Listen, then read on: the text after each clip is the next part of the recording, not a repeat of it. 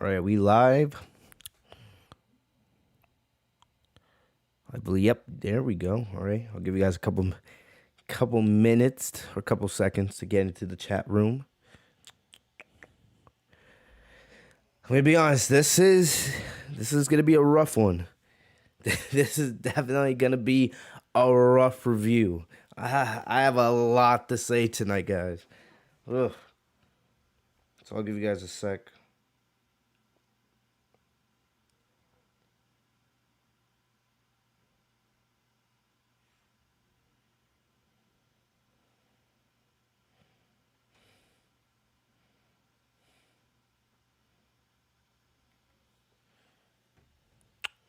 What up, guys, in the chat?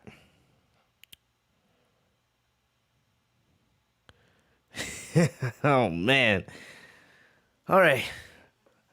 Good amount of you guys are there and you guys are ready to go. Make sure you guys hit the like button. But, yo, what's going on, everybody? It is your boy Fitz TV here, a.k.a. GLauren33. I want to welcome you guys back here to the Legit Shoot podcast, here with your Monday Night Raw review and results for May 3rd, 2021.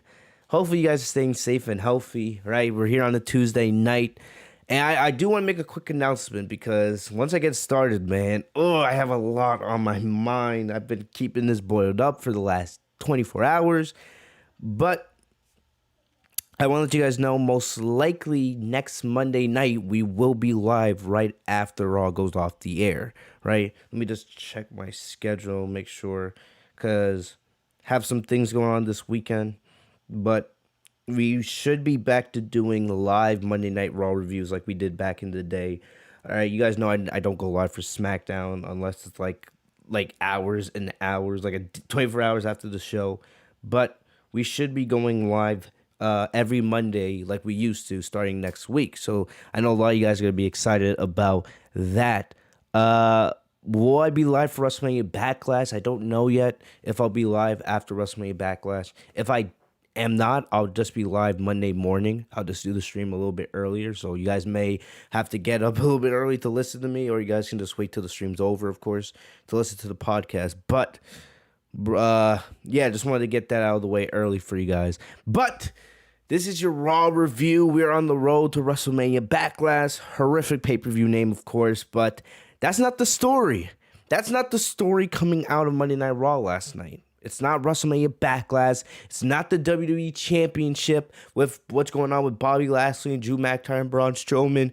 It's absolutely nothing's interesting with what's going on with that right now. It's not Roman Reigns and the fact that he barred Daniel Bryan from SmackDown. You know, the big topic of conversation is the big return of the week. The biggest return of 2021.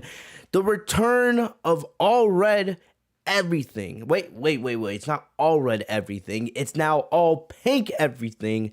Eva Marie. I don't even know where to begin, right? And if you guys couldn't tell, the opening shoot's going to be on Eva Marie, right? I don't even know where to begin with this. I don't. There's just so much going through my head. I've listened to JD. I listened to BC. I've, tried thinking about it objectively. And no matter how you slice it, I'm not excited about Eva Marie coming back in 2021. Let me tell you guys something. For those of you guys who don't know me, I've been doing WWE videos for a long time, of course. But when I was in high school and college, I only did them like maybe once a week. I may do like a 10-minute video talking about something that was going on WWE TV. Like, I don't know, Sasha Banks being booked, poorly. Like, the way it was in 2018. Now, I would do these like 10, 15-minute, reviews. All right. And my motivation to start this podcast came from watching people like JD from NY206 and BC, right? And, it was just like I wanted to use YouTube as a platform to give my thoughts about wrestling. And then the Legit Shoot podcast came about and all that. Basically in 2016, right, I found JD's channel back in 2016. And if you guys could take a guess on how I found it, It had to do with Eva Marie. It was the second SmackDown Live after the brand split. So after the WWE draft in 2016. And Eva Marie was supposed to face Becky Lynch back when Becky Lynch was still the last kicker, because this is 2016, right? They were supposed to face each other in a one-on-one match. There wasn't even the SmackDown Women's title wasn't even introduced yet, right? And I remember that's when they did the wardrobe malfunction, when her top just came off and the match didn't happen, and I remember being so pissed off about it. I'm like, look, you don't even have a women's championship at the time. You only had about 6 or 7 women on SmackDown's women's roster. If you compared SmackDown's women's roster to Raw's women's roster at the time, Raw had a way better roster. So I got pissed because here I am being a huge advocate for women's wrestling, and this is the way you're making the woman look. You're doing stuff that was done back in the Divas era, but yet you want us to take women's wrestling seriously. So I got pissed, and then I started looking. I was like, I went on YouTube. I wanted to see if there was any other people who felt the same way I did, and that's how I found JD's review. And JD went off about Eva Marie and the wardrobe malfunction. And the thing about it is, you gotta remember, back in 2016, that era of SmackDown Live was actually pretty damn good. If we're being honest with ourselves, it was pretty damn good,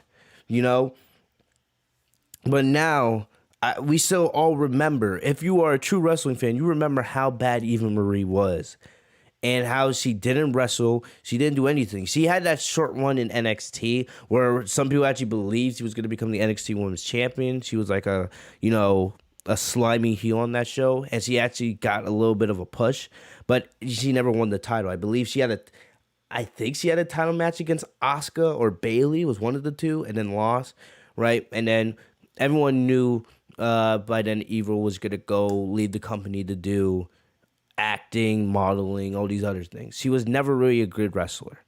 So now here we are 5 years later, and she is back. Remember, we've been hearing these reports that Eva will be coming back to WWE for months. There was rumors saying that she was going to show up at the Women's Royal Rumble, right? There was people saying that she was going to be pushed against Sasha Banks on SmackDown when Sasha was SmackDown Women's Champion. There was a lot of these things. And now here we are, and she is indeed back. She's going to be on Raw, and I don't get the move at all. It's horrific. The women's division right now is not in a good state. I'm going to do a lot of ranting, especially when we talk about Charlotte and Rhea Ripley and how horrific that promo segment was last night, right? The Raw Women's division is already in a horrific state. The women's tag team titles don't mean anything at the moment, right? Even though Nia and Shayna, they appear to be dominant champions, but they just beat the same teams every single week, And plus, they aren't even booked correctly, especially Shayna Basler. And then, you guys know my thoughts about Bianca, and I don't really want to get into that. That's more for SmackDown, but, I'm willing to bet at some point I'll start ranting about Bianca, but the women's division is not in a good state at all right now. And do you really think Eva Marie is supposed to be part of the solution? What does Eva Marie add to WWE women's division? She looks like a diva. She acts like a diva. She's not that great a wrestler. Unless, I did go on her Instagram page. She does look like she's in shape. Right? She does look like she's in shape. I don't follow her or anything like that. But based on what I saw, she does look in shape. But what is she going to add to that division? And the other crazy thing is, it looks like she's going to be coming back as a babyface when she has that heel look to her, right? And they're coming with this whole evolution, right? I don't know if this is like a pun on the women's revolution. Like Eva's coming to start her own, evolution in the women's division. It doesn't make any sense. The women's division is already in a bad state, and this is not going to get you out of it. It's not. And the thing that's crazy is you release superstars like Samoa Joe, like Chelsea Green, somebody I was actually really high on, somebody that could actually make a difference in the women's division, especially on SmackDown. Somebody who is way better than Eva Marie probably will ever be in the ring, and yet you release her. You release the Iconics, who, at the end of the day, it's whatever. But you release them. You release Mickie James, who still had a lot left in the tank, if you ask me. somebody who we all wanted to see get one more last final championship push, who we know could actually go in the ring against an Asuka or a Sasha Banks and all these other names, but you released her, treating her like crap on the way out to the point where she had to call you out on your nonsense, right? And force people like Mark Corallo and some of these other people backstage to get fired. So you let some of these talented women that actually would make a difference in the women's division if you booked them and pushed them correctly, you release them, but you bring back somebody who's never been a good wrestler and will bring down the division at every turn. This is the kind of stuff that causes me to rant about WWE. They have no idea. No idea. Look in the chat right now.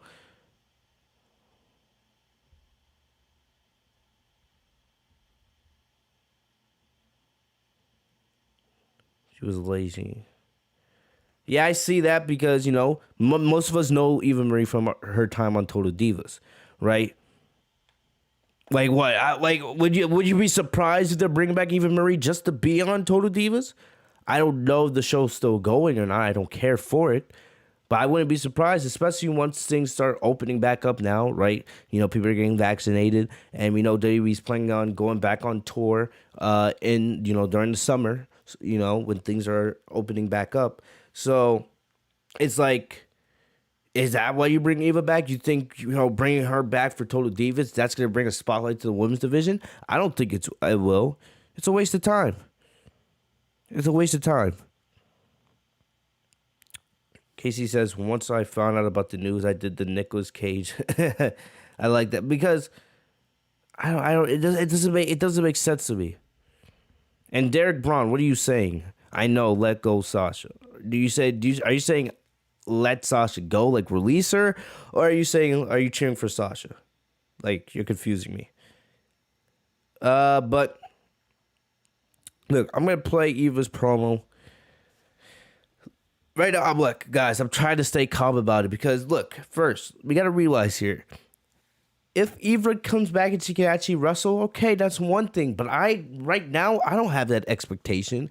What have you guys seen that, you know, tells you that Eva's gotten better in the ring? Like what? She comes back and she has a wrestling skill set on the level of maybe a Peyton Royce? Okay, is that enough for you to be a player in the women's division? I don't think so. So I got her promo, or whatever this promo video is. Let's play it, whatever. Let's get it.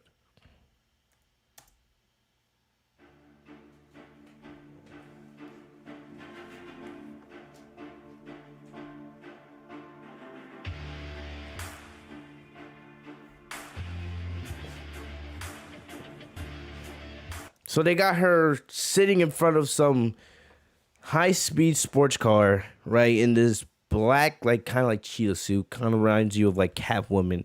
She got the pink hair. I don't know what. Is she channeling her inner 2016 Sasha Banks? I'm sorry, Eva. Changing your hair color to pink, you know, like, come on. We know Sasha in NXT, when she was the NXT Women's Champion, she had red hair. Then she came to the main roster. She changed it to pink in 2016, right? I'm sorry, Eva. Trying to channel your inner Sasha Banks isn't going to make you a better wrestler. I know you want to be the best female wrestler in the world, like Sasha is, but yeah, you got a lot of work to do. Anyway. Do I have your attention? Do I have your attention? Okay, you have our attention. What are you going to do with it?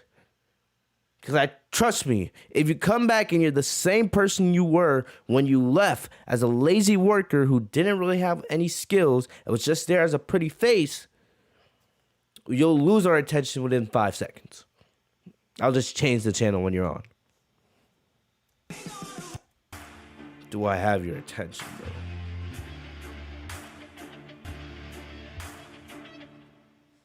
Do I have your attention? I've been thinking about where I've been and where I'm going. Where are you going? Please, I hope you're going straight to catering when you get here. Because I swear if you're the same wrestler, oh my gosh, it's going to be dreadful. Imagine they try pushing her to the top of the Raw Women's division. Oh. Do I have your attention now? Good. You know, on the road of life, there are twists and turns, but I've always tried to be the one in control of my own life and the independence that comes with it. But part of that is giving back. See, giving back. Clearly, they're telling you here that she's gonna be a babyface, right? Unless, you know, she comes back as this secret heel, you know, kind of like how Bayley was before she fully turned heel, right? When she's, you know, she tries to act like, you know, she's doing stuff for the crowd, but instead, you know, slowly she's just trying to further her own agenda and her own career. But right now, they give you the sense that she's coming back as a babyface. Now I have your attention. I want to be someone others look up to. I want to influence others to go after their own ambitions, like I did. So, I'm back where my journey started. This is EVALUTIon. Brother, EVALUTIon. And watch, they're gonna have the t-shirt, the merch set all ready for when she does make her debut, bro. It's gonna be cringe. EVALUTIon. That's a horrific name. Some of these names they're giving the women's superstar, like Charlotte, that's the opportunity. EVALUTIon, like what? Look, like I'm not hyped for the return. I'm not. This is not gonna add any value to Raw. It's not gonna help the ratings. You know, I'll give it 1 week whenever she comes back. Because I swear, she's not coming back next week. It said here, Eva Marie is coming soon. You know, when they say coming soon, that means they're going to have these promos going on for the next 2 months almost, right? I'm willing to bet they had her film like 4 or 5 different versions of this promo so they can just play it on Raw each and every single week. You know, and then maybe she returns for Money in the Bank. I don't know. But my only prayer is that when she does come back, she can actually wrestle. That's all I ask for. All right, that is all I'm actually asking for. Let's take a look in the chat real quick. What are you guys arguing about? Sounds like another Carmella. It could be another Carmella. Like, remember, a lot of people were saying that Charlotte and Carmella and Eva Marie could be, you know, that would be an interesting tag team. Not that I care for it, but if you want to put them in the women's division or the women's tag team division, like I said, you know, who cares? I don't really care about the women's tag titles anyway, so I wouldn't mind it. I wouldn't be complaining about it.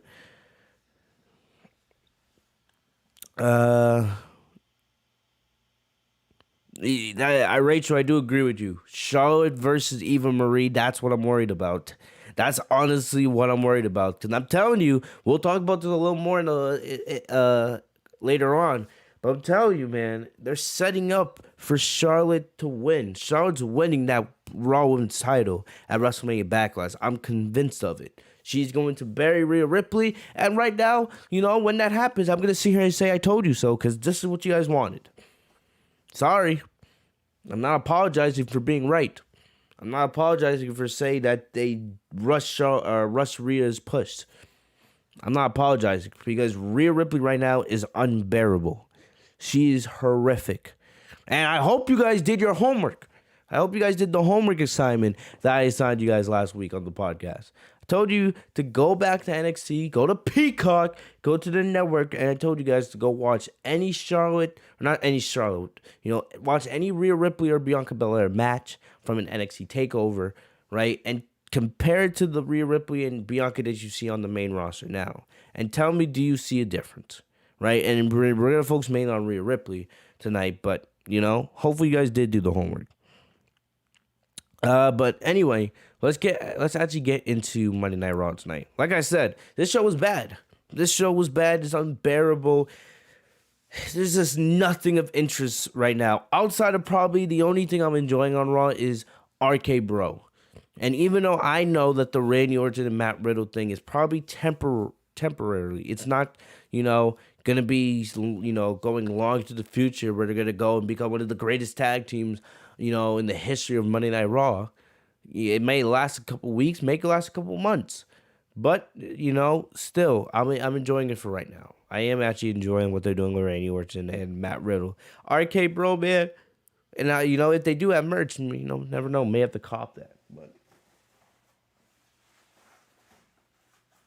let me just open up the shades. I need some better lighting. Anyway, like I said, Raw is bad. We're on the road to WrestleMania Backlash, and I have really no interest in this pay-per-view. There's really nothing right now. And I'm being serious. There's like nothing of interest for me on WrestleMania Backlash. Outside of hoping that that Bobby Lashley retains the WWE Championship, I have no care going into the show. And Raw's not doing anything to get you excited for WrestleMania Backlash. They're giving you matches that you've already seen. They're making dumb logic gaps with every single decision. They're breaking up tag teams. They broke up another tag team last night.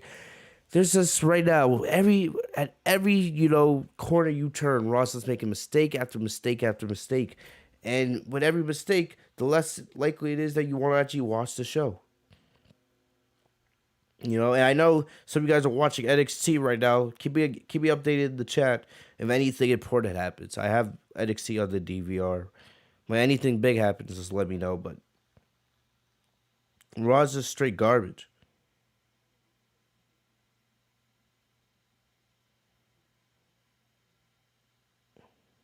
All right. Anyway, let's get into this trash.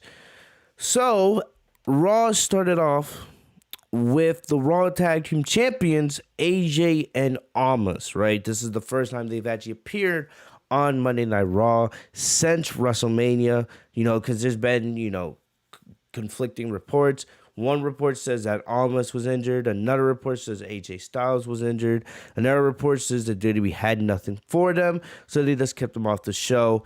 And like I said, you can't, especially with how bad the Raw Tag Team division is right now. The fact that you don't have your champions on there, it's like, what are you doing? And I'm gonna sit here and be honest with you guys.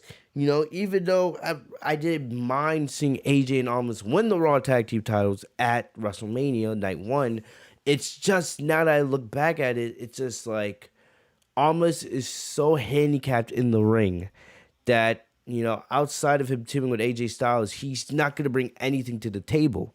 You watch the guy in the ring, he is so generic, he moves like a turtle. Like, I don't know how he moves so slow, but it's almost like you're playing WWE 2K21 and you're playing it in slow motion. That's the way it is. Already he has like a 45 speed rating. So it's just, it's unenjoyable watching him in the ring. His moveset's not terrible, but if he doesn't add to it, he's going to be just like every other generic big man that's come before him. And when he's not teamed with AJ Styles, he's just going to, it's just going to fall flat on his face to the point where no one gives a crap about him. So it says, your bottle says, Fitz, I know you like Adrian Vink. Oh, yeah, I love him. He's the best part of Monday Night Raw, man. Every time I turn on Raw each week and I hear his voice, I get memories of watching JR and Jerry the King Lawler during the Attitude Era. He has the voice, he has the passion, he has everything that's needed to be a great commentator in 2021. Said nobody ever. Don't bring up that cloud Adrian Vink, man.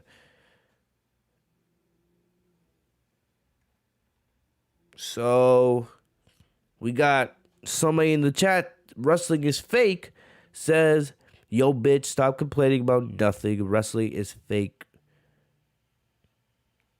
I swear, we get one of these every single video. Like, if you don't care, just leave. Like, okay. You guys are making me laugh. But anyway, back to it. So AJ and Almas, right? They come out. They were set to have a tag team title rematch from WrestleMania with the New Day, which I wasn't excited about because, AJ and Almas were not going to lose those titles. This was just to get it because there was nothing else for AJ and Almas. You know, there's like, oh yeah, let's just do a pointless rematch. Let's just go on and do the same exact match that we did at WrestleMania, which is what they did. It was the same match. It was the same match. It was Styles selling for the first part, right? And then eventually, once Almas got in there, he just, barred his way over Xavier and Kofi. Dominated them, even though the guy moves like a snail in the ring. It works right now because we don't really know Almas, but I'm already noticing, the trends with him. And if he doesn't improve on those aspects, he's just not going to make it as a big man. He's just going to end up being pointless. So, Styles said before the match that the reason they had been gone since Mania is that they were on vacation to celebrate. He reminded them that he became a grand champion in less than 5 years. Then the New Day arrived and they called them out for not being around like fighting champions, which was, actually a decent promo, right? Almas actually said for them to get into the ring so that they could run through them.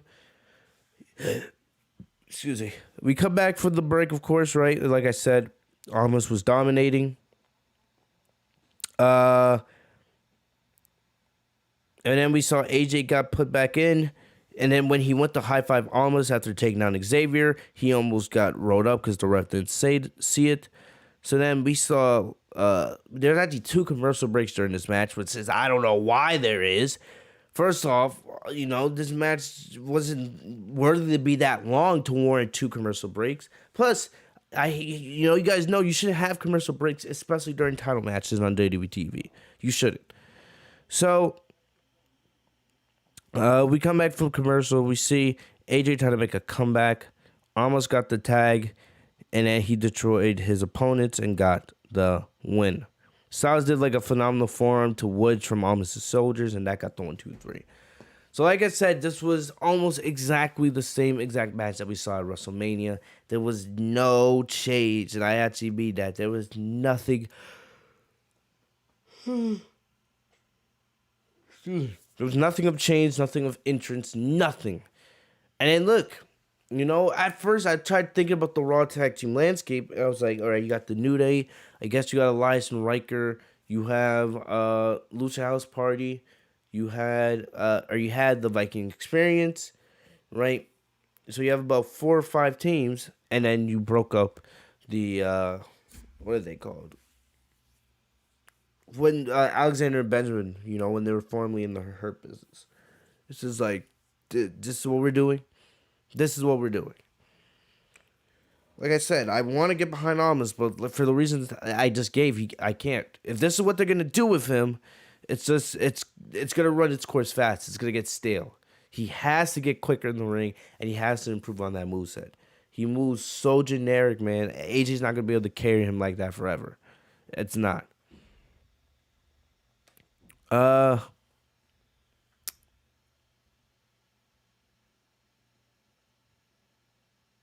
yeah, you guys could tell I'm tired. Bro, it has been a rough couple of days for me with these final exams, bro. Rough. It's part of the reason why I haven't been able to do my normal upload schedule. It gets to be really, really bad. But I appreciate you guys looking out for my well-being. I'm fine. We'll get through this. Yeah, and we'll talk about the Hurt Business, or Alexander and Benjamin, right? They're not in the Hurt Business anymore. We'll talk about them in just a sec. So moving on, at least we can get this out of the way now. Moving on, we had Charlotte Flair versus Dana Brooke, right? Charlotte was backstage in Dennis, or not Dennis. That's his name. Yeah. Adam Pearce's Dennis. I'm keep thinking of your name in the chat. But Charlotte was backstage in Adam Pearce's office, right, talking to Sonya Deville, and I forgot, they were talking about something, and then Adam Pearce came in, and Adam was talking about how Sonya had kind of been overstepping her authority role as of late, right? Because now Sonya's saying that she's on the same level of Adam Pearce when it comes to both Raw and SmackDown.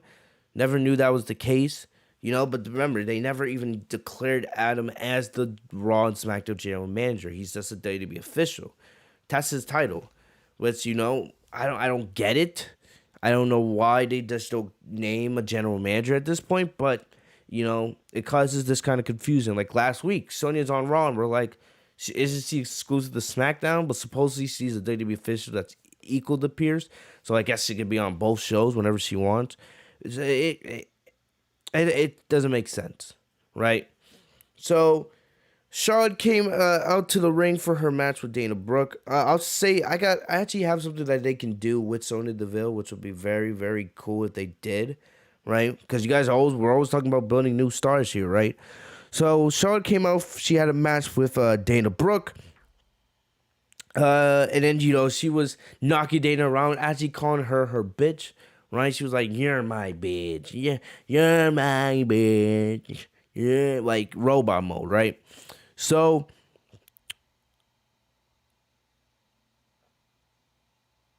then Charlotte was taunting Dana, saying that she has done nothing. Because if you guys remember, a couple of years ago, Charlotte and Dana were allies. Remember, they were a unit back when Charlotte was Raw Women's Champion. So Brooke used the motivation from Charlotte, trying to put her down, to unload on Charlotte. Then Charlotte took control, scored a near fall, put Dana into the corner for a handspring elbow. She climbed to the top turnbuckle and hit the Swanton Bomb. Right? Charlotte does a terrible job of selling other people's offense. It's horrendous. So then Charlotte eventually put Dana into the figure eight and got the submission victory. So then when she refused to let the hold go, Manny attacked her and threw her out the ring. And then Sonya came out. And that would lead us into the next segment, as Sonya had something to say. So Sonya, said that she had as much power as Adam Pearce. So, like I said, we didn't know that before. So, Sonya believes that she can make the same level of decisions on both Raw and SmackDown as Adam Pearce can. So you can see there looks like a little bit of a power struggle here, that's going on with Adam Pearce and Sonya, and it's gonna be interesting to see how long this goes, right? Then Charlotte made a proposal, which I'm gonna play the promo for right now. I'm gonna try not to lose my mind here, man, but this promo was one of the worst I've seen in a long time. All right, so here we go. Equal to that of Adam Pearce. WWE Championship. Upcoming WWE Championship triple threat match at WrestleMania tonight. Equal to that of Adam Pearce. I have agreed to. Sonya, I have to be honest, for the Raw Women's Championship, and I was again left out. Who beat Asuka's 2-year undefeated champ? When I defeated her for the NXT, remind you that Rhea Ripley stole my I understand. I really do understand that I have made mistakes, and I stated, but you can't look me in the face, and you can't tell me that if it wouldn't be a bigger deal. Take the division so far, but if you add me, I am the original influencer of the WWE. I am the most influence they follow. I mean, it's much larger than being Paris Hilton and Kim Kardashian. The one friend rode the coattails, and Sonya. I gave you the opportunity to be in a decision, and you made the right decision bringing me back. You undid. Here's the thing. Love me or hate me, the WWE universe needs me. But give me a match that's of my worth. Nerdy for WrestleMania. Flash. You can't tell me that I have made. Sorry, I had to like wash my face a little bit, try to kind of wake myself up, because like I said, I'm getting tired. It's been already like a super long week. But all right. And I was again left out. We're gonna debunk this entire promo, almost line by line, because he says something stupid almost every single line. Like, this is a terrible promo. Beat Asuka's 2-year undefeated champ? When I defeated her for the NXT, remind you that. All right, on the YouTube channel I'm watching it on, it's like split up because copyright, of course, right? So basically, Charlotte says, Charlotte's main proposal is her being put into the Raw Women's Championship match at WrestleMania Backlash, right? Like I've been saying that she was going to be added. I told you guys this for weeks. I said since WrestleMania, it's going to end up being a triple threat match no matter what. It's not going to be Charlotte versus Rhea. It's not going to be Rhea versus Asuka. It's not going to be Charlotte versus Asuka. It's going to be a triple threat match. I've been saying that since Rhea won the title on the WrestleMania 32 review. Or 37 review, my bad. The WrestleMania 37 Night 2 review. Right? You guys should not be surprised that it went up to this point. But why the hell is Charlotte's proposal including her beating Asuka at WrestleMania? First off, you guys know that Charlotte should have never won. Should have never beat Asuka at WrestleMania. Should have never beat her. That undefeated streak should have never been ended. Right? So, what does her beating Asuka 3 years ago have anything to do with now in the Raw Women's Championship? That was 3 years ago. Also, she brings up how she put Rhea Ripley on the map for the NXT Women's Championship at WrestleMania 36. Are you kidding me right now? You put Rhea Ripley on the map? Do you see the Rhea Ripley we have on WWE Raw right now? The Rhea Ripley we're getting right now compared to the Rhea Ripley in NXT is two completely different people. This Rhea Ripley is absolutely unbearable and unwatchable. She can't cut a promo straight. Her character is completely different.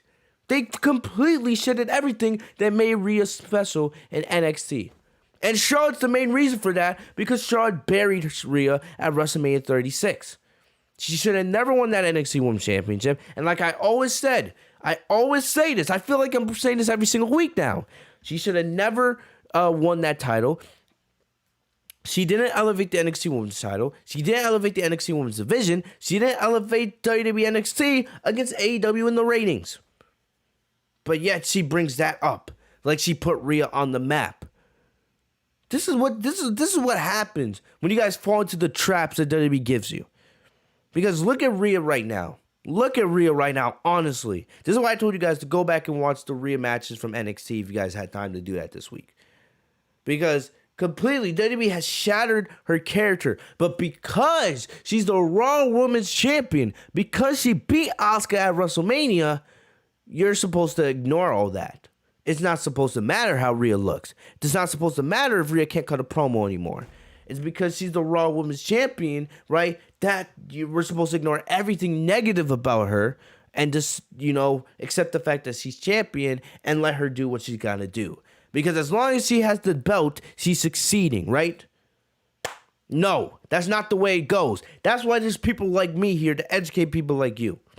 Really. The Rhea Ripley we get right now is garbage in everything that is presented on the table. And the fact that Charlotte sits there and says she put Rhea on the map by beating her and burying her and halting every piece of momentum she had going to WrestleMania 36 is absolute blasphemy. It's blasphemy. It's blasphemy. And it has nothing to do with her getting a Raw Women's Championship match at WrestleMania Backlash.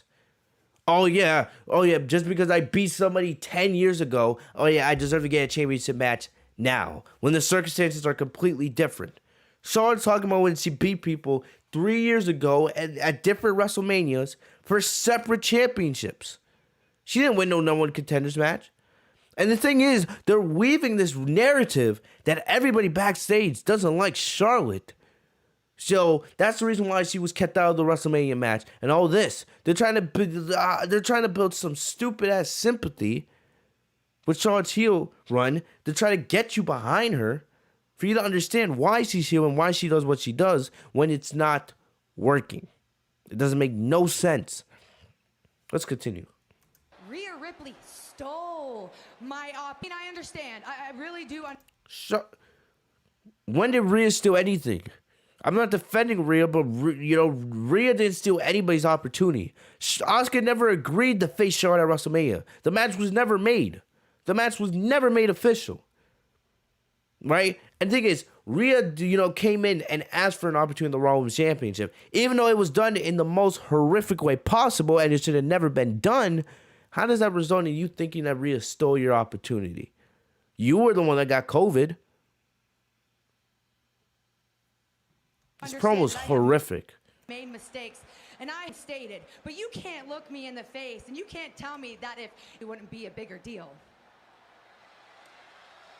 Take the division so far, but if you add me, I am the original influencer. It wouldn't be a bigger deal. How does you being added to the match make it a bigger deal? It's not going to make me want to watch WrestleMania Backlash anymore. It makes me want to watch the pay-per-view even less. Because Charlotte is overrated, overhyped, and the most overrated female star in history, in my opinion.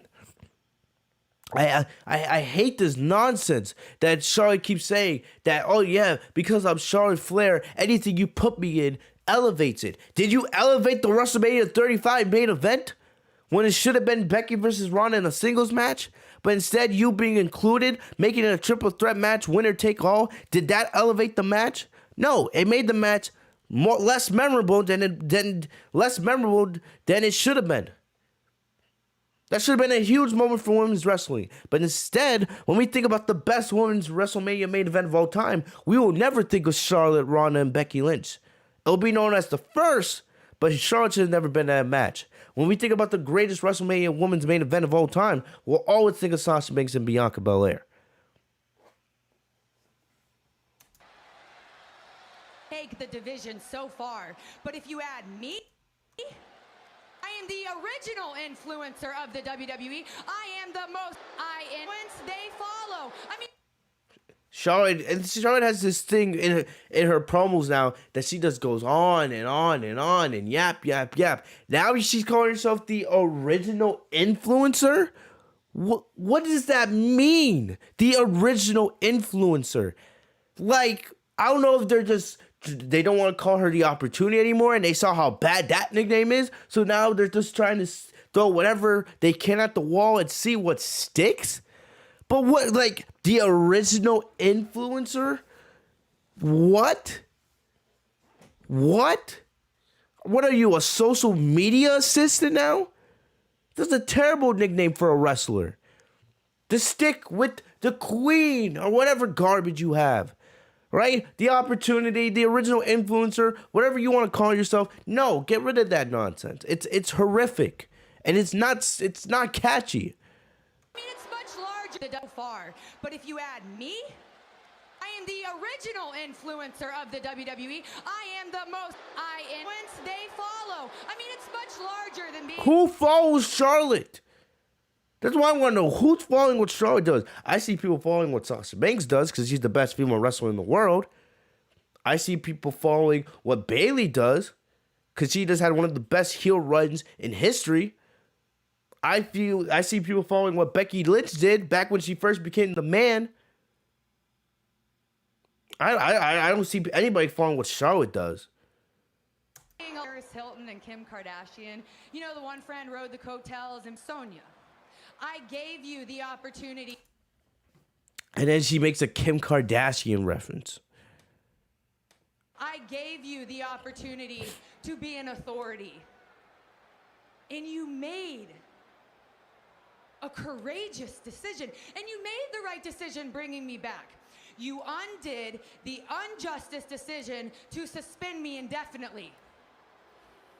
But here's the thing. Love me or hate me, the division needs me. No, we don't. The only thing that we need from Charlotte Flair is to elevate other superstars, which she's never done. That should be Charlotte's role at this point in her career. We've done the Charlotte as champion. We've been down that road 12 times. We've seen it with the Raw Women's Championship. We've seen it with the SmackDown Women's Championship. We've seen it with the tag titles. We've seen it with the NXT Women's title. We don't need you in that row anymore. We can still use Becky there. We can use Bayley. We can still use Sasha. Right? But at this point, we've seen you as champion enough. You don't do anything for the division when you're champion. I say it every week. Which one of Charlotte's 12 championship reigns is the most memorable? None of them. There's not one reign that Charlotte has that is memorable out of all of her reigns. Hell, the 6-month reign that Sasha Banks just had as SmackDown Women's Champion was more memorable than all 12 of Charlotte's reigns combined. And I will actually debate that if I have to. I'm not going to do it right now. Excuse me. But that's just the truth. That's the way I see it. There is nothing memorable about Charlotte Flair or anything she does. Nothing. At this point, if the division truly needs you, it's time to elevate everybody else around you. Simple. You didn't elevate anybody when you decide to halt Rhea Ripley's momentum.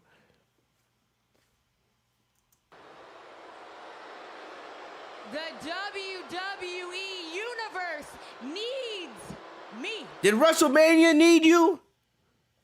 Did WrestleMania need you? I don't know. WrestleMania 37 was much more enjoyable with you not on the card, with you not on the show.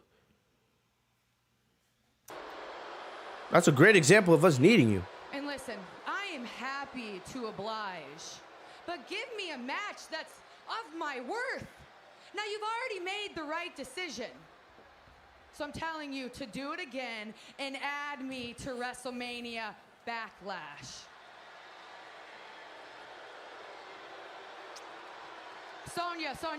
And she just keeps talking like Sonya's picking up the mic, right? She did the same thing to Asuka a couple weeks ago. Sonya's picking up the mic, right, to respond, and Charlotte just keeps going on and on and on, being damn repetitive, saying the same thing like you made your point. Shut the hell up. I don't know if this is how they want Charlotte's character to be this annoying ass heel, or if she's actually like that. Because I don't know Charlotte in real life. I didn't even know what her real name was. I think it's Abigail or something, right? I still don't know what Charlotte, I care. I don't care.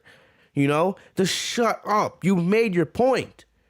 Make that courageous decision. You make a compelling argument. I know. The men have a triple threat match for the WWE Championship, which is why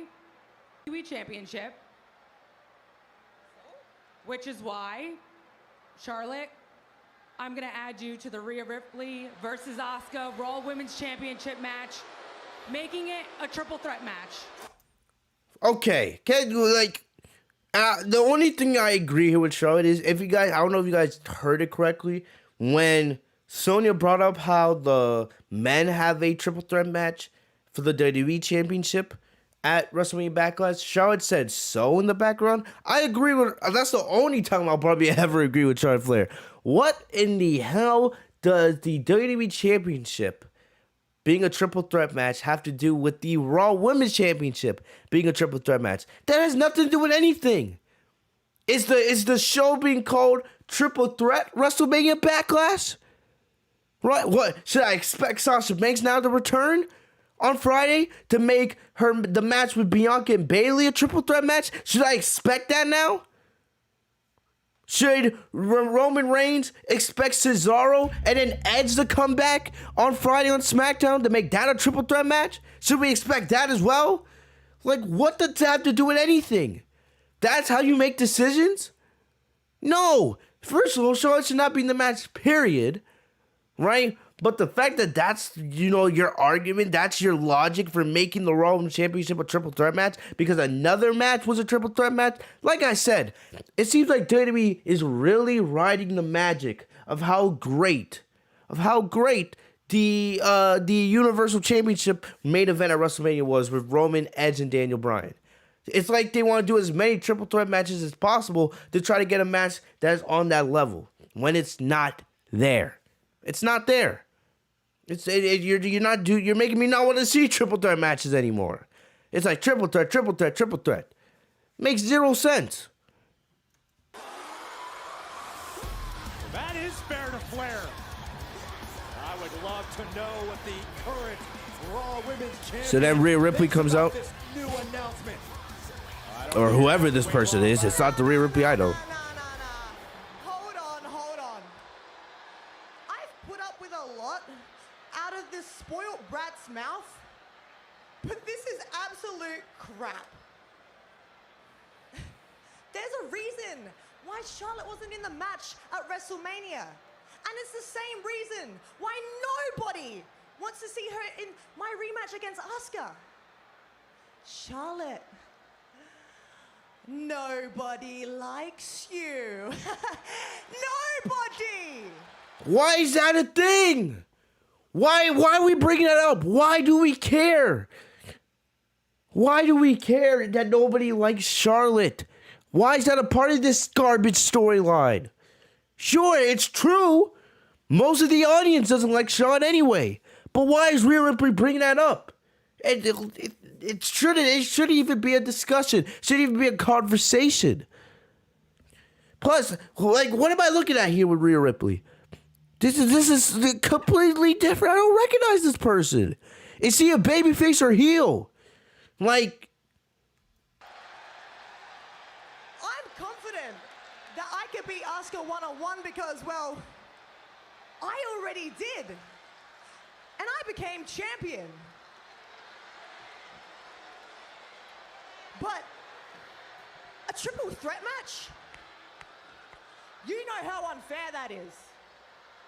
Sonya, I should have known that once you brought Charlotte back, that this was all a part of your plan.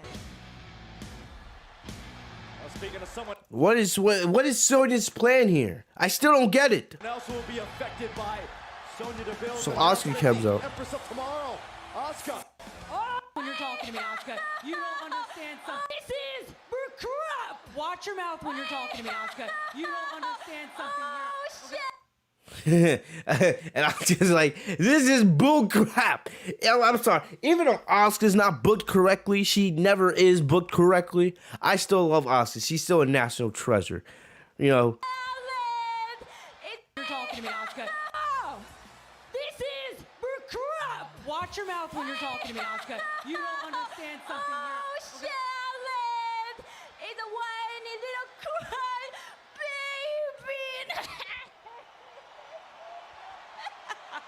baby! Look, man. Look, I'm like I said before, Asuka's hilarious, man. Even though this is not the Asuka I want. We all want NXT Asuka, right? Badass Asuka. But still, like, you can't sit here and lie to Asuka and say that Asuka's not hilarious when she's acting like this. It doesn't matter! I can beat you! I can beat Rhea! Why? Because I'm ready to become the Raw Women's Champion! Ah!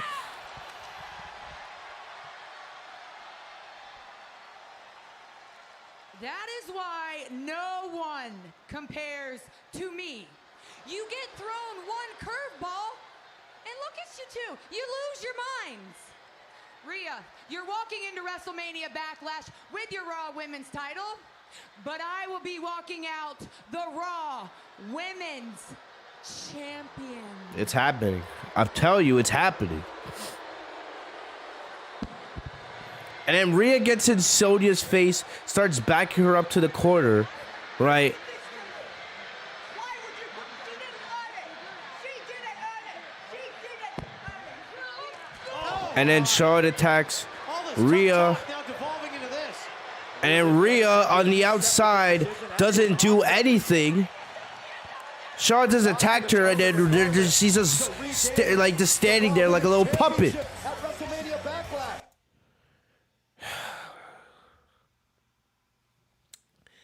Like I say, my frustration grows each and every single week. I know I'm not ranting, but you guys wanted Rhea Ripley to be the Raw Women's Champion. This is what you want, and this is what you get. Just because you're a champion doesn't mean you're a star. I'm sorry to say it.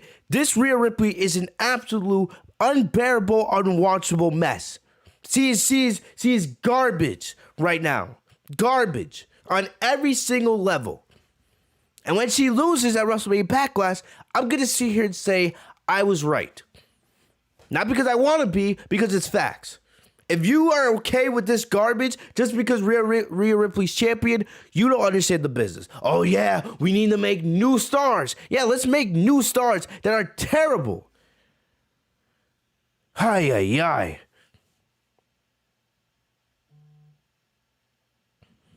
I'm looking in the chat. Do we really have a clown named Fitzbug eat my Eat my shit, really? Are you guys like that? You guys are that immature. I know who it is. It's Tyler's dumbass. It's Tyler's dumbass. I recognize you because of the way your grammar is horrific.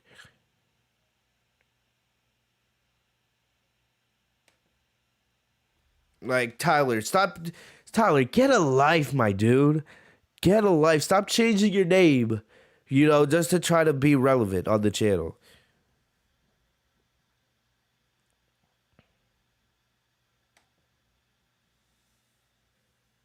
All right? I just had to get him out of the chat real quick. Like I said, if you try to make fake accounts, right, I will blog you from the channel every single time. I don't care who you are. You guys, grow up. Grow up. You got some clowns in here. What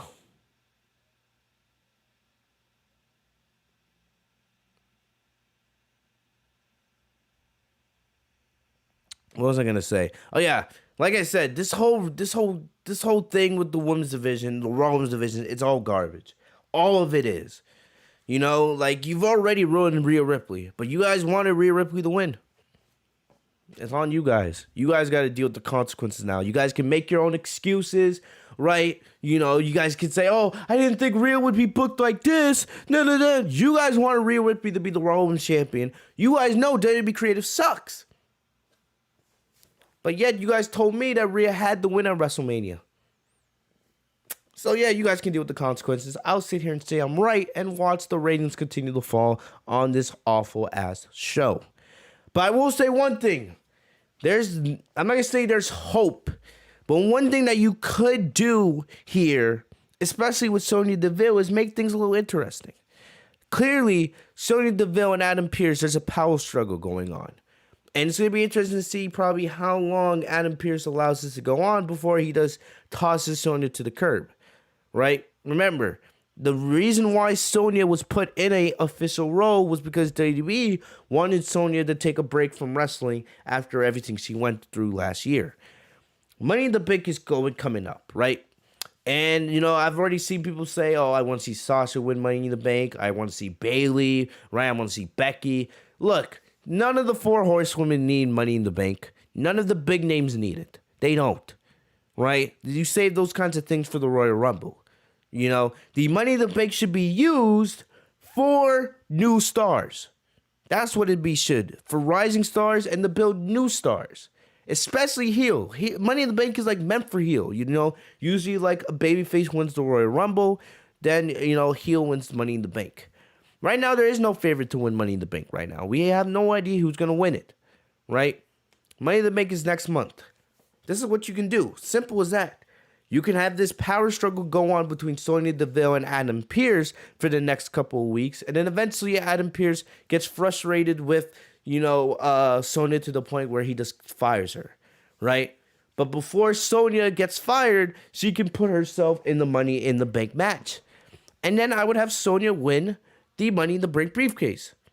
And then, eventually, maybe at SummerSlam or something like that, I would have Sonya cash in and become the Raw Women's Champion. This could be on Charlotte, because like I said, I am pretty much certain that Charlotte's going to beat Rhea Ripley at WrestleMania Backlash.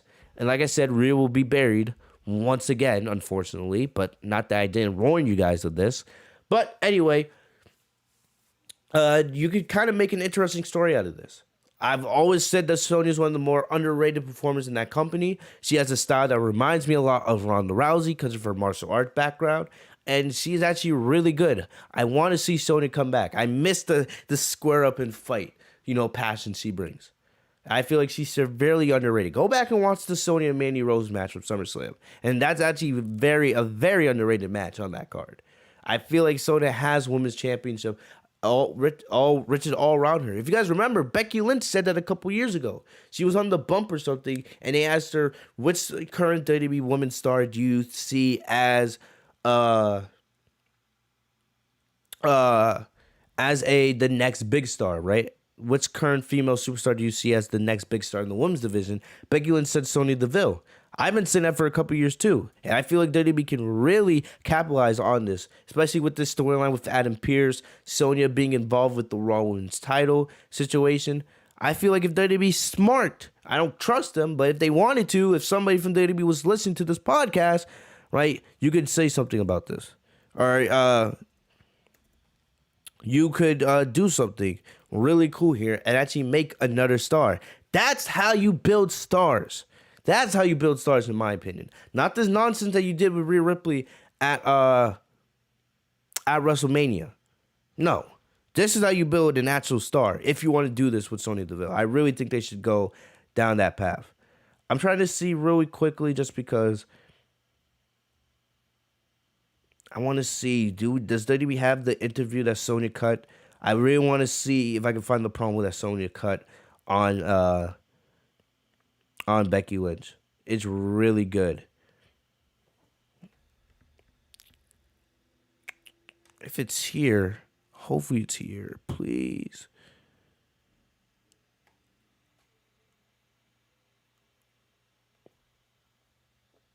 I can't find it, damn it. You know, since we're live, I'm gonna, hold on. I'll check the chat in just a sec. I really hope I can find it.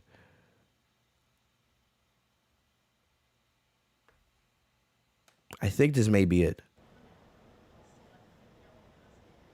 Sonya, this past week on WWE's The Bump, we were joined by Raw Women's Champion Becky Lynch. Yeah, here it is. Had some things to say about you. So what are your thoughts about what the man had to say?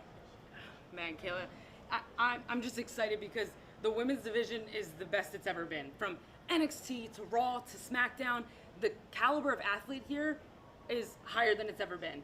And you have the 10-time women's champion whose dad worked for the company for like 40 years. You have the beautiful blonde pinup who can't wait to run home and make her husband a sandwich. You have the one with the pigtails that dresses up as characters, and that's why everybody loves her. And then you have the two that cry on the floor when they don't get their way. And then you have the one with the cat ears. And then you have the pinnacle of the women's division, the one that brought us to the main event of WrestleMania. The one who is so strong that she had to start calling herself the man to get noticed. And I can't wait to face the man. And when I do, I'm gonna make her my son. And then she's gonna have to call me daddy.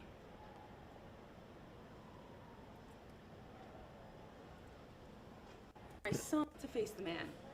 And when I do, I'm gonna make her my son. And then she's gonna have to call me daddy. The way she looked at the camera after that, woo! Man, but like I said, like, this is the potential I'm talking about. Plus, she can go in the ring.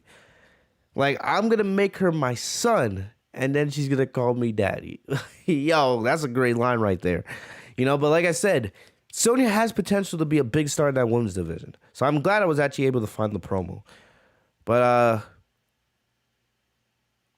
yeah, like I said, I would give Sonya Money in the Bank if I'm being 100% honest. I feel like she would be perfect for that briefcase. Perfect. Yeah, I know. Yeah, she called out most of the women's division in that promo. But anyway, yeah, I know we spent we're already an hour into the podcast, but yeah, we spent a good amount of time there talking about the women's division because we had to. Like, that was the big thing. It's the title of the review for a reason, right? But like I said, the Raw Women's division's garbage.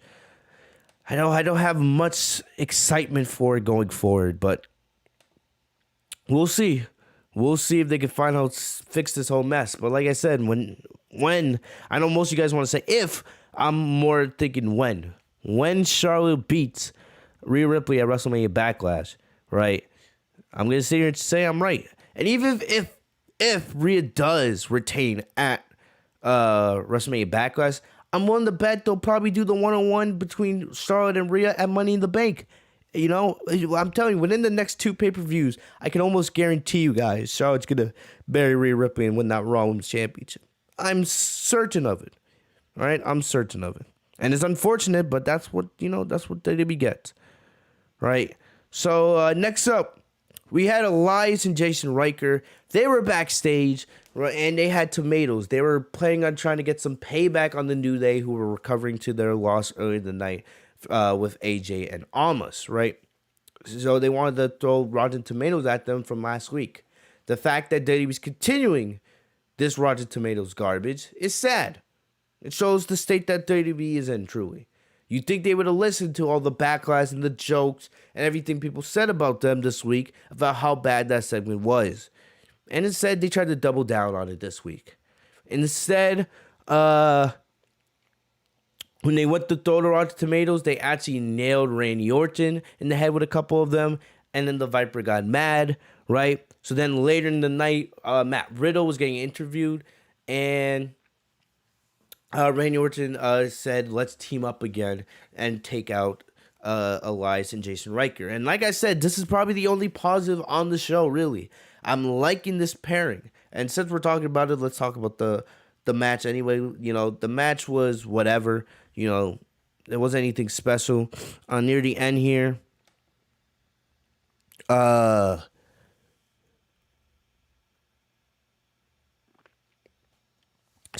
the end here, Elias made the tag and hit a huge knee to the face for a 2 count. Then Elias suplex Riddle onto Riker's knee for another near fall, which was a pretty cool spot. Then Riddle hit a knee out of desperation, made the tag to Randy Orton. Orton did his normal stuff, and then he allowed Riddle to tag in after a DDT to hit the floating blow while he hit an RKO on Elias from behind. So there you have it. Orton and Riddle get the win here. It was not a terrible match. It's more that the pairing of Orton and Riddle is interesting. I said this earlier. This is not something that's going to go on for years and years, and they're going to go on to become one of the greatest tag teams in WWE history, right? This is something that's temporary. It may last for a couple more weeks, may last for a couple months, you know? And remember, it was Randy Orton who went to WWE Creative and asked specifically to work with Matt Riddle. And so far, it's growing on me. I like the dynamic here. You know, it's going to be interesting to see if we have RK Bro merch here in the next couple weeks. But, you know, it is growing on me little by little. And, you know, I enjoy it. You know, I've seen people now want to see Orton and Matt Riddle face off against AJ and Almas for the Raw Tag Team Championships. I would love to see that too. Especially, you know, maybe, I don't know if you can build a feud between those two by the time we get to WrestleMania Backlash, but maybe you can. I don't know. We'll have to wait and see. But I was actually, you know, for a second there, I was actually trying to see a glimmer of hope for the Raw Tag Team division, and then they broke up the, you know, Benjamin Alexander like they always do, right? You know, and we'll talk about that in just a little bit. But RK Bro with the win. You know, we'll see how much longer they continue this hot streak for this team. We had Humberto Carrillo. He got interviewed backstage, you know, and he talked about standing up to Sheamus. You know, he still got to work on his English a little bit more, right? I'm all for Humberto Carrillo getting time on Monday Night Raw so that we could have an actual mid-card division, right? But, you know, he got to work on his English, man. It's still a little bit underdeveloped. Still can't really understand what he's saying all of the time. But then he got attacked by Sheamus backstage, right? It's Sheamus said, oh, it looks like you're not going to be able to answer my United States Championship Open Challenge tonight, right? Well, better luck next week. So then Sheamus got called into Adam Pearce's office, and then we saw Monsoor. Monsoor, man, the king of Saudi Arabia matches, right? Go back and watch his match with Cesaro, man. That is an amazing match. Very underrated because, you know, most of the Saudi Arabia shows are garbage. But either way, Adam Pearce said how Monsoor was going to be making his Raw debut tonight and how great it would be if it was against Sheamus. And Sheamus agreed. He just said that his United States Championship would not be on the line. So that set up that match for later in the evening, right? And we'll talk about that in just a little bit. Then we had Damien Priest versus John Morrison, right? But before the match, Miz and Morrison cut a promo, you know, talking about how they were absolutely embarrassed and they derailed Priest. And, you know, they knew they for their childish prank last week with the Rotten Tomatoes. And like I said, it was bad. They should have never, that segment should have never happened to begin with. I don't care if you're in the Thunderdome. There's no place for that nonsense on WWE TV, especially with how bad your product is, right? But then Damien Priest came out. You know, this match was whatever. We came back from break. We saw Morrison. He was turning things around. Priest then hit him with a flapjack and then a bunch of flurry of strikes. They traded kicks with one another. Then Priest scored a near fall with a clothesline. And then Priest hit the win with the Seat of Lights. And that was it. That was it. Right? Let me take a look in the chat. I haven't looked at it in a little bit. What up, dog? What up, dog water? That's an interesting name. Anyway, yeah, this match was whatever. You know, it looks like they're continuing this Priest and Miz and Morrison feud. I've had enough of it. You know, can we move Priest on to something else? Like I said, I want to get Priest versus Sheamus at some point, but like, can we please move Priest on to something else? Like, this is every single week. It's not adding anything of value to this show, right? But Priest gets the win, and that's that. So next up, we had Lucha House Party versus Shelton Benjamin and Cedric Alexander, right? This was a short match, and like I said, at first, I was like, so, you know, we actually look like we have signs of an actual division. You have AJ and Almas, you have the New Day, you have Riker and Elias, right? That's 3 teams right there. You got Lucha House Party 4, you have the Viking Raiders 5, you have Randy Orton and Matt Riddle, RK Bro, that's 6. You know, you have Benjamin Alexander, that's 7. You know, when was the last time Monday Night Raw had more than 4 teams in the tag team division, let alone 7? I'm like, you know, you could actually have an actual tag team division, right? No, you can't have an actual tag team division because in like less than 5 minutes, Grand Metalik got the win for the team with an elbow drop from the top rope. And after the match, Alexander grabbed the mic and he ripped into Benjamin for being the weak link. He said that they were done as a tag team and stormed off. I'll probably actually play the clip for you guys. Just because, give me a second just to load it up. But yeah, another tag team being broken up. This is WWE's thing. This is WWE's thing, man. And I don't understand, man. Like, why did you take these two out of the Hurt Business? I didn't realize. At the beginning of the year, they were at the top of the world. The Hurt Business, man. You had Lashley, the United States champion. You had MVP being a great manager. You had them as the Raw Tag Team champions. And all of a sudden, out of nowhere, you know, you have Lashley become champion. You have Alexander and Benjamin get destroyed by McIntyre in a pointless handicap match, and then they're thrown out of the Hurt Business. Then they lose to the Viking Raiders like 2 or 3 weeks in a row, and then they lose again to Lucha House Party tonight, and that's it. Like, how did we honestly get here, man? This is my problem with WWE. They break up tag teams like it's the fun of it. Enzo and Cass, Heavy Machinery, you know, Sanity. The list goes on and on. You release Gallows and Anderson. I feel like I say this. I give the same speech every single week, or not every single week, at least once a month, because it seems like once a month, at least one tag team or one stable gets broken for no reason. It's a cycle. You get an exciting stable together, right? They have success for about 4 or 5 months. Then all of a sudden they lose a couple matches and then you break them up. And that's it. It's like, come on. Like, everyone loved Benjamin Alexander. They were selling really good. Remember the Hurt Business gear? At Mania, you had so many people in Hurt Business gear. And I was like, damn. Like, this team is really popular. And we thought this is a team that could stay together for years and years to come. Instead, no. They didn't even make it a year together. They barely made it half a year together. And now they're broken up completely. Not only are they no longer World Tag Team Champions, no longer are they associated with the Hurt Business and the WWE Champion, right? But now they're done as a tag team. Are they going to put Cedric Alexander as a single star? Because we know how talented he is? No. You know, still to Benjamin, he could still be a very valuable asset in the mid-card division. Are they going to use him? No. So what was the point of this?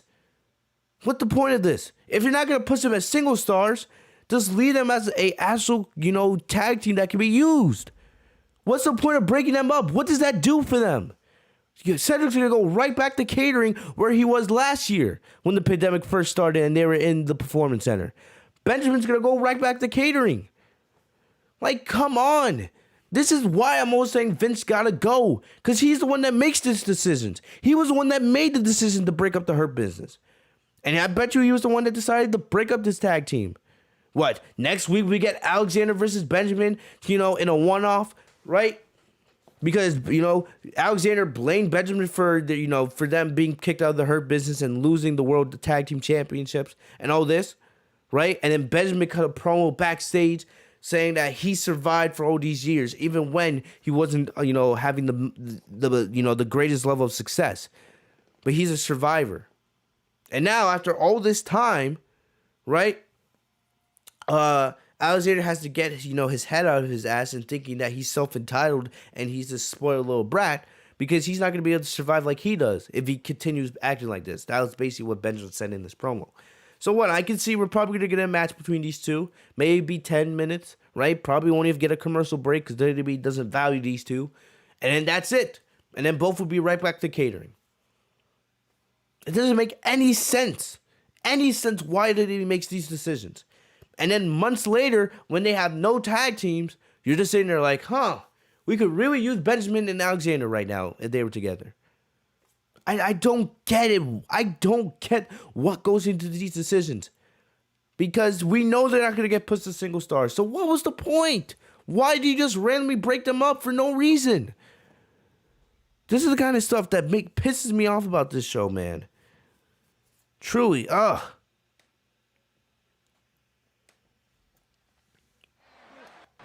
struggles made. Statement. Oh, so I thought I had the promo from WWE's YouTube page. That was actually the match. So do we have the promo after that? Let me see.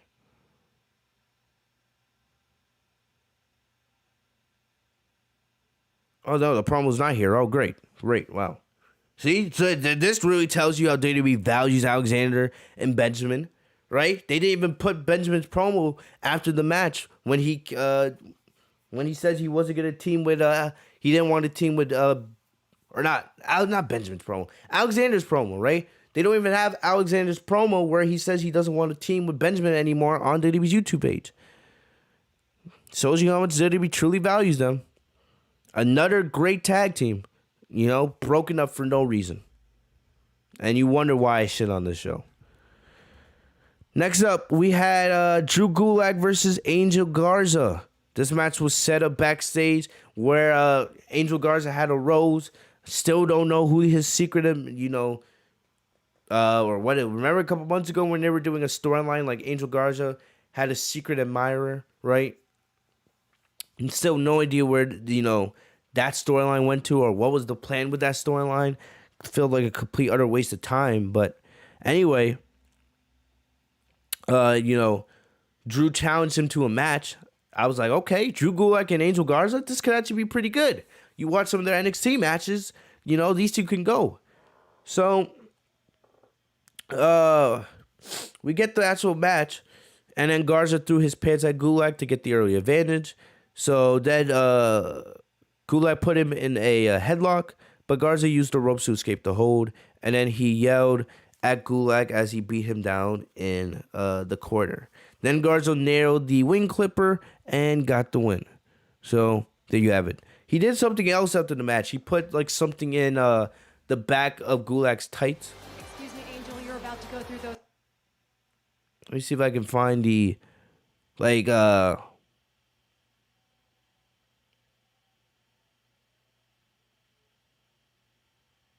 I see you guys arguing.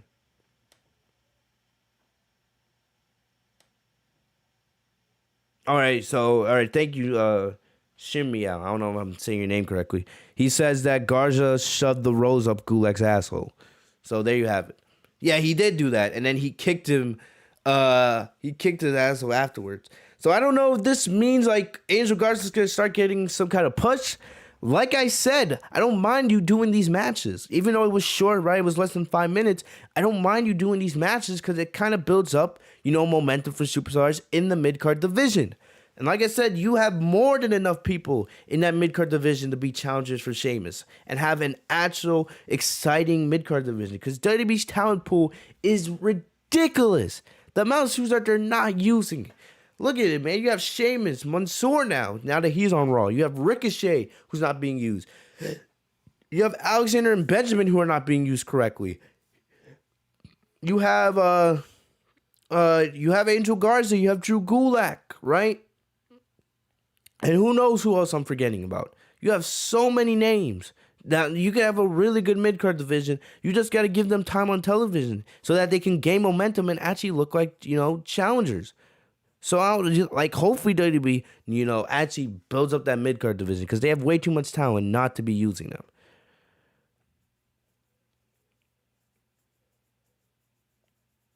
I see Dennis says Angel Garza sucks. He's not that bad. Like, come on. He's actually, watch some of his NXT work. He's pretty good. And he has, tremendous charisma. So that WWE's not using him correctly. Yeah. So then Alexa Bliss cut another promo here with Lily, right? Saying that someone had caught her eye. So I'll play that promo for you guys. The world needs the X-Men.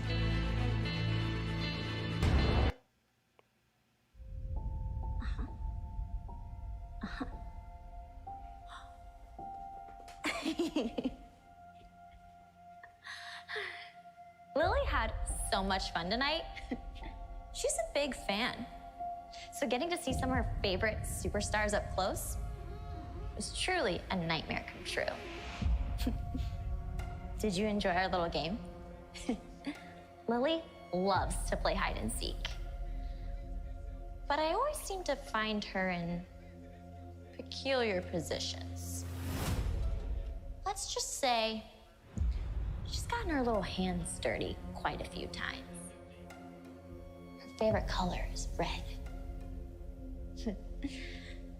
But wherever Lily goes, trouble seems to follow. Huh?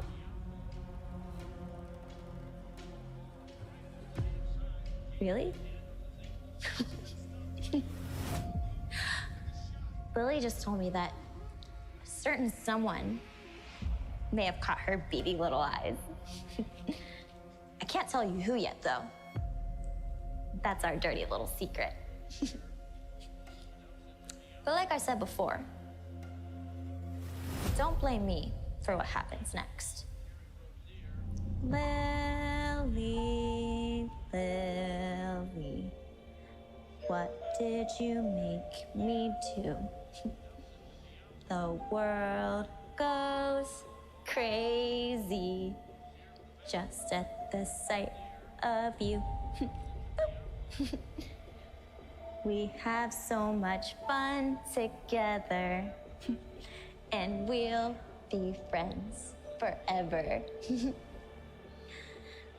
What was that scream? Is this a dream? Lily, what did you make me do?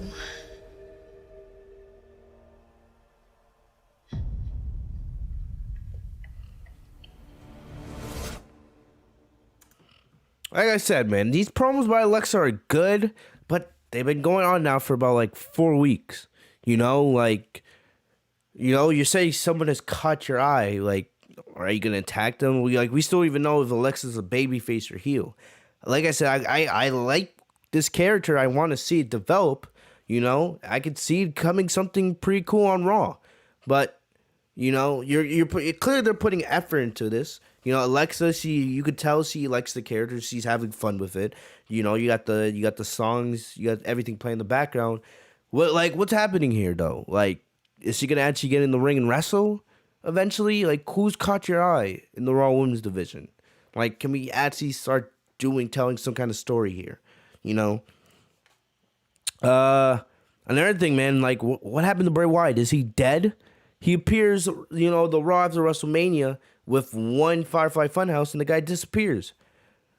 If the next time we see Bray Wyatt, and he does a normal Firefly Funhouse, and there's like no like progression of his character or something new from him, because like if they're making a new character for him, right, or if he's coming back as like the Eater of Worlds or something like that, okay, I can understand the absence. But if he comes back and it's the same Bray Wyatt that we've seen, right, the Bray Wyatt that's been buried over and over again as the Fiend, I'm not gonna care about him anymore, because I like Bray Wyatt, I do, but his booking is terrible, and you've given us no explanation for why he's gone. There's nothing going on with his character right now. Nothing. So I'm just like, every time I see one of these Alexa Bliss promos, I'm just like, what the hell are they doing with Bray Wyatt? So like I said, if next time I see Bray Wyatt and he's back as normal Bray Wyatt, the Fiend Bray Wyatt, something like that, I'm just not even going to mention him anymore, because I'm done. I'm really the sick of it. So yeah, this is something I wanted to mention. Next up, like I said, there was a lot that happened in this 3-hour show, even though it was garbage, right? Next up, we had Sheamus versus Monsoor, right? Like I said earlier in the night, he had signed his Raw contract, and he made his debut in a match against Sheamus, but the U.S. title was not on the line. So Sheamus used his power to take control early, but Mansoor used his speed to counter him and get a quick 2 count, right? But Sheamus then went on the assault. Mansoor went to the top rope, and Sheamus brought him down hard with a trip.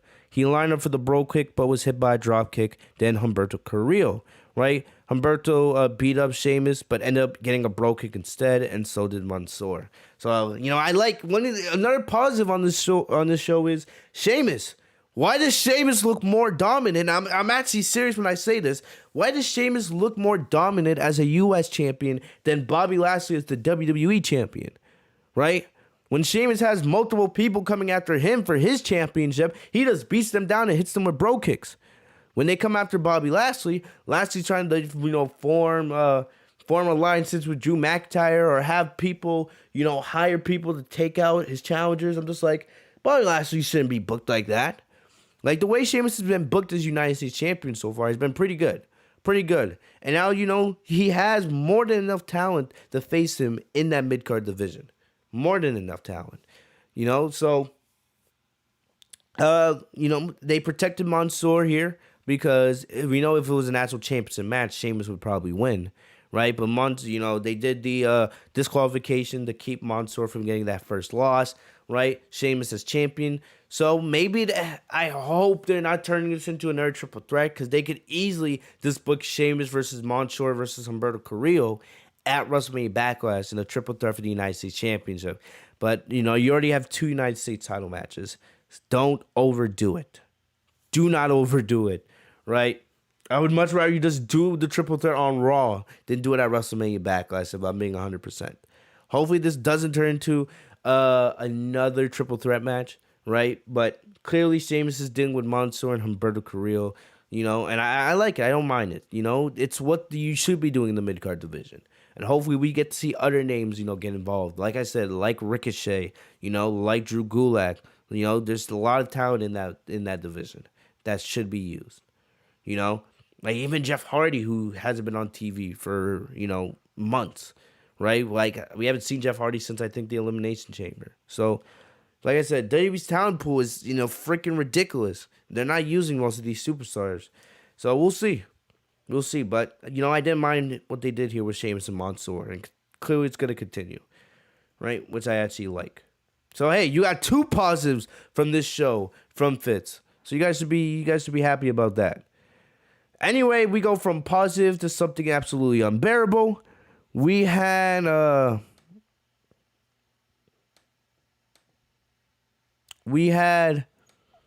Shayna Basler and Nia Jax versus Naomi and Lana for the Women's Tag Team Championships. How many times have we seen this match? Title or non-title? Like, let's be serious here for a sec. The Women's Tag Team division is absolutely atrocious. How many times do we have to see Nia Jax and Naomi, or not Nia Jax and Naomi, Shayna Baszler and Nia Jax versus either Naomi and Lana or Mandy Rose and Dana Brooke, right? It's uninteresting. This is why you should have had like the Riot Squad win those titles. It would freshen up the division. You know, I get it. Shayna and, you know, and Knife, they've beaten a lot of teams, but they've beaten a lot of the same teams over and over and over again. There's nothing else interesting that you could do with them as champions. There's nothing. You know, so I'm not saying I'm voting for Tamina and Natalya to take those titles at Backlash. I don't know if that match is set or not. I don't really care regardless. But it's time for a change. It's time for some new champions in that division. I'm tired of seeing the same match over and over and over again. Right? So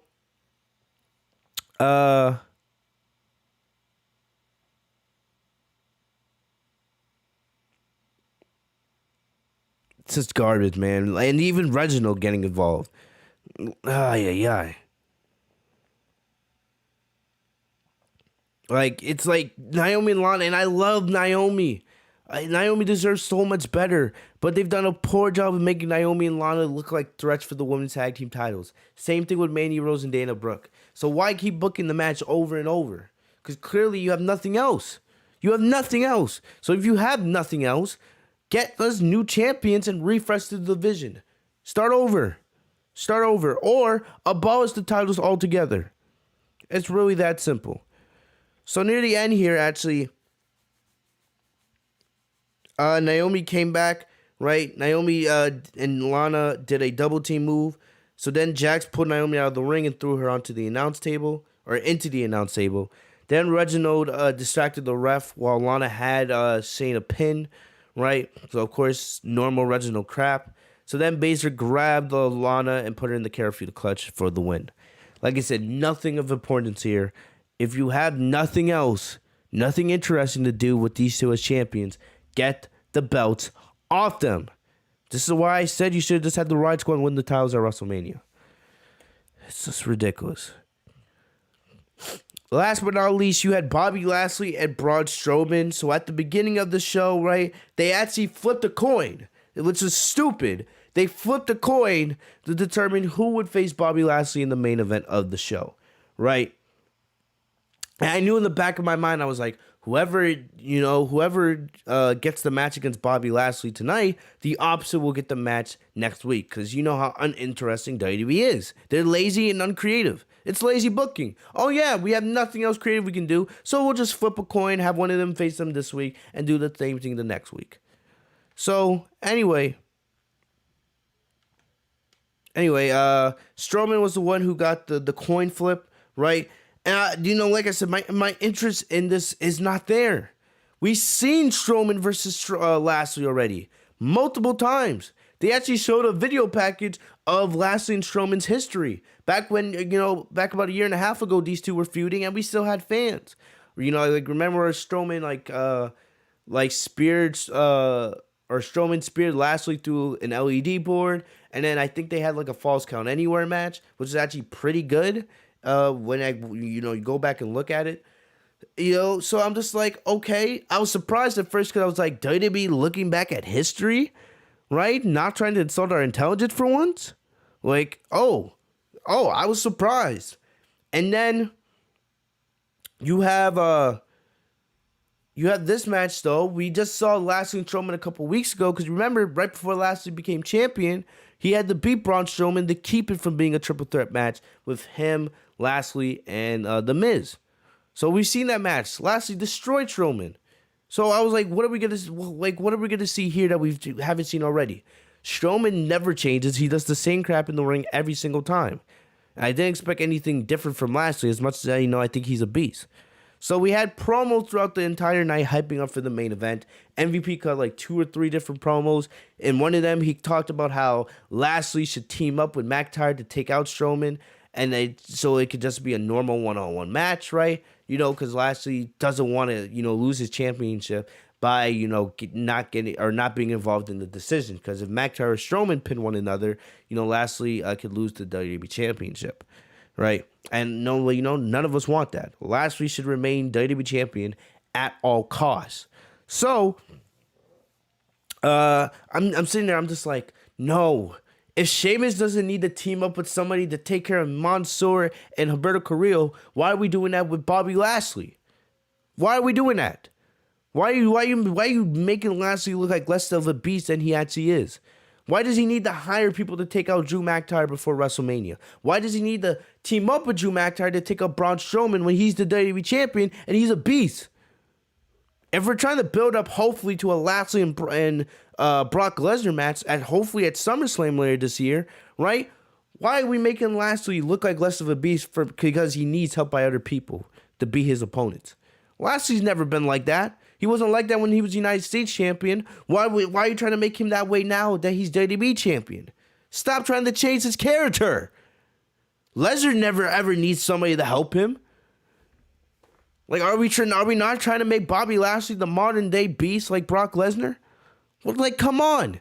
Stop with this garbage, man. Understand your characters and book them correctly. Stop trying to insult our intelligence by making them look like idiots. So, we actually get the match here. And, they went at each other right away, throwing big punches, and trying to take each other down as soon as possible. Lashley hit a neck breaker for a close 2 count. Then Strowman they hit a power slam, but Lashley escaped. McIntyre then came out to watch the match from ringside, and Strowman made sure to voice his displeasure. Even though I'm on the bet they'll have Strowman do the same thing next week. Right? Dumbass crap. So then Lashley took control. He offered McIntyre a fist bump, but then the show went to break. And, I think we all know that the fist bump didn't happen. Stupid. So then we come back. Lashley was still controlling the match. Strowman dropped him with an electric chair to give himself a chance to recover. Then he charged at Lashley at ringside, but the champ sidestepped him and sent him in the McIntyre. This was stupid. So then Strowman and McIntyre start having a shoving match like they're in kindergarten. Like McIntyre's like, "Get off me, you son of a bitch!" And Strowman's like, "Stop touching me." I'm just like, what the hell are you guys doing? It was a match. It was a match. He sidestepped into you on accident. He clearly wasn't trying to take you out. But yet you two are shoving each other, slapping each other around like a bunch of kindergartners. Like, what are you doing here? So then, while Strowman's arguing with McIntyre, Lashley recovered and was awaiting in the ring. McIntyre got on the ring steps because he was still arguing with Strowman. And then Lashley hit him with a spear to get the win. Which makes the most sense. Of course, Lashley's the champion. Then McIntyre finished off both men with claymores to end the show. So, like I said, I expect the same thing next week, just the reversal with Strowman. This is uninteresting to me. I don't know. I didn't care for the match. I wasn't even paying attention for it. Right? The only thing I care about is that Lashley retains at Backlash no matter what. I'm uninterested in the match. I'm uninterested in the story. It's just a bunch of garbage to me. Right? As long as Lashley retains, that's all that matters at the end of the day. There was no appearance by T-Bar and Mace.